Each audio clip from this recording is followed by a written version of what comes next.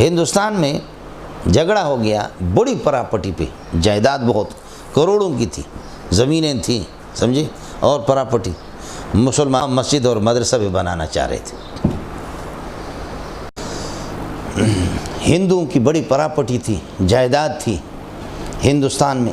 آپ نے حضرت اقدس کا نام سنا ہوگا، مولانا الہی بخش، حضرت مولانا مفتی الہی بخش فیض آبادی، حضرت مولانا الہی بخش فیض آبادی نے ہندوستان میں جھگڑا ہو گیا بڑی پراپرٹی پہ، جائیداد بہت کروڑوں کی تھی، زمینیں تھیں سمجھے، اور پراپرٹی مسلمانوں نے ان پر قبضہ کیا تھا، ناجائز قبضہ کیا، وہاں مسجد اور مدرسہ بھی بنانا چاہ رہے تھے۔ ہندو نے مسلمانوں کو کہا کہ اس طرح نہ کرو۔ آخر کار مسلمانوں کو کہا کہ کسی عالم کے پاس، ہمارے ہندوؤں کو چھوڑو، کورٹ کو چھوڑو، تمہارے کسی عالم کے پاس جائیں گے، سمجھے؟ لیکن پھر بھی نہیں ہوا۔ پہلے مسلمانوں کو گھسیٹ کر کے جج کے پاس لے گیا، جج گورا تھا، انگریز تھا، جج کے پاس فیصلہ گیا۔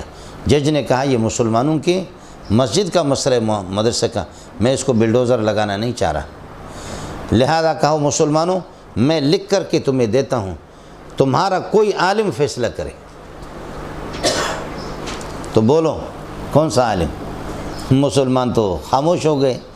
ہندوؤں نے کہا کہ الہی بخش فیض آبادی کے پاس، اس جیسا فرشتہ ہم نے نہیں دیکھا، الہی بخش فیض آبادی جیسا آدمی اس کے پاس۔ مسلمانوں نے کہا کھٹیا ہے کھیر سا ہو جمال ہو۔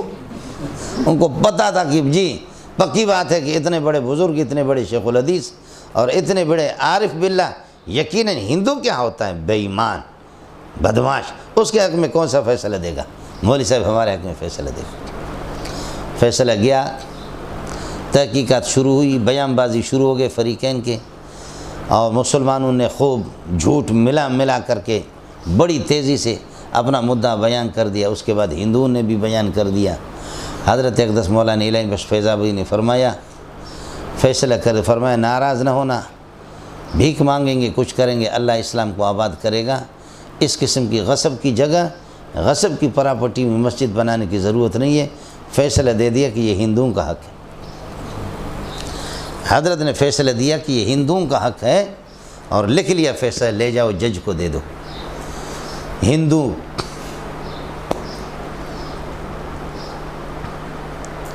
ہندو جو ہے، جب حضرت نے فیصلہ ان کے حق میں دیا تو ہندو رونے لگے، اور ہندو کھڑے ہو گئے، کہنے لگے لا الہ الا محمد رسول اللہ۔ ہندو نے کلمہ پڑھ لیا، سمجھے، کہا کہ واہ، 1000-1500 سال کے بعد محمد کا بیٹا صلی اللہ علیہ وسلم، روحانی بیٹا ایسا فیصلہ کرتا ہے، ہم مسلمان ہو گئے، یہ ساری جاگیر اسلام کے لیے وقف ہے۔ سمجھے میں لوں ہے۔ اس کی تفصیل انگریز کے پاس چلی گئی، جج کے پاس، واپس یہ مسئلہ جج کے پاس چلا گیا، تو جج نے لکھ دیا کہ مسلمان تو ہارتا ہے لیکن اسلام کو ہرانے والا کوئی بھی نہیں، اسلام ہمیشہ جیتا ہے اور جیتے گا۔ ہے واہ، گورا بھی کتنا بڑا عقل مند تھا۔ گورے نے لکھ دیا کہ مسلمان تو بے ایمانی کر کے وہ کبھی کبھی آگے پیچھے کرتا ہے، مسلمان ہار سکتا ہے اپنی بدعملی کی وجہ سے، لیکن اسلام کبھی نہ ہارا ہے نہ اسلام کو کوئی ہرائے گا۔ الاسلام یعلو ولا یعلا، تو یہی اسلام ہمیشہ جیتا ہے اور جیتے رہے گا۔ ہندو سارے مسلمان ہو گئے، سارے کے سارے انہوں نے پراپرٹی اسلام کو دے دی۔ اللہ اکبر، اللہ اکبر۔ آج بھی جو ہندو، مولانا یہ کلیم اللہ صاحب ہیں، ہندوستان میں بھی ہزاروں لوگ اس کے ہاتھ پہ مسلمان ہو رہے ہیں، ہزاروں لوگ مسلمان۔ حضرت اقدس مولانا محمد مکی حضرت جو درس دیتے، حضرت فرماتے کہ میں خود حیران ہوں کہ اس کی زبان میں کیا اللہ نے مٹھاس رکھا ہے، اس کے اخلاق کیا ہے، جس کی بنیاد پر ہزاروں لاکھوں ہندو ابھی تک مسلمان ہوئے اور ہو رہے، دھڑا دھڑ ہو رہے، سمجھے۔ یہاں بھی ان کے بندے کراچی میں آ کر کے مجھ سے ملتے ہیں، جو ہندو تھے، بڑے بڑے ہندو، حضرت کے ہاتھ پہ مسلمان ہو گئے۔ ابھی بھائی محمود الحسن یہ جو آتا ہے یہاں، آپ نے دیکھا ہوگا، محمود الحسن میرے ساتھ تھے، تو حضرت آگے تھے، مولانا کلیم اللہ مدینے میں تھے، تو اس کو میرا پتہ چل گیا، مجھے فون کیا وہاں سے کہ کہ آپ سے مجھے ملاقات کرنی ہے، کلیم اللہ میں بول رہا ہوں۔ تو میں نے کہا جی ہماری سعادت ہوگی، بہت بڑی بات ہوگی کہ آپ کی زیارت ہو جائے۔ تو ہم مکے میں تھے، لیکن یہ کہ مکے سے ہم نے ان کو جو تاریخ دی کہ 2-3 دنوں کے بعد، لیکن اس سے پہلے اچانک ہمیں جدہ میں کام پڑ گیا، پھر ہم جدہ چلے گئے، اور جدہ سے پھر مدینہ جیسے پہنچے تو حضرت کا فون آ گیا کہ میں مکے میں، ہم نے کہا ہم تو مدینہ میں آ گئے، تو ملاقات نہیں ہوئی۔ پھر مدینہ میں آپ نے اپنے بندے بھیج دیے، فرمایا کہ مدینہ میں کچھ بندے ہیں وہ میرے، اور میں ان سے کہہ چکا ہوں، وہ صورتحال اور ساری داستان آپ کو سنائیں گے اور آپ کی زیارت کریں گے، مجھے بتائیں گے کوئی ترتیب۔ پھر وہ مدینہ میں مسجد نبوی میں آ کر کے ہم سے وہ لوگ ملے، اور یہاں بھی اس کے بندے، یہاں بھی 1-2 مرتبہ ان کے بندے آ گئے، بہت لاکھوں ہندو، اور یہ کہ لوگ ان کے ہاتھ پہ مسلمان ہو رہے۔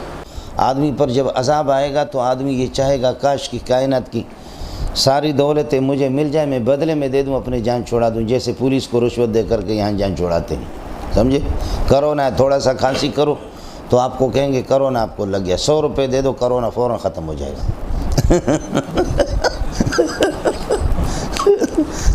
ہاتھ میں پکڑا دو 100 روپے، گاڑی کو پکڑ لیا، انہوں نے کہا کہ کاغذات دکھاؤ، کاغذات ہے۔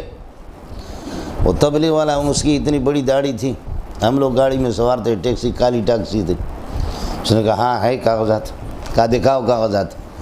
اس نے اوپر سے ایسے کیا، اپنے ہاتھ بند کیا، اوپر ایسے کر کے ہاتھ بند کر ان کے ہاتھ میں دیا، کہا یار بزرگ ہو، اللہ والے، چلو دفع ہو جاؤ، سمجھے بھائی؟ میں نے کہا تم نے کاغذات کون سے دکھایا؟ تبلیغ والے سے میں نے کہا ٹیکسی چلا رہا تھا، میں نے کہا اللہ کے بندے ہم نے تو کوئی کاغذات نہیں، وہ کاپی ہوتی ہے باقاعدہ، بک ہوتی ہے، وہ دکھاتے ہیں، نہ تم نے کوئی بک کاپی دکھائی، یہ کیسے ایسے اوپر کر کے ہاتھ ایسے دے دیے، یہ کون سے کاغذات ہیں؟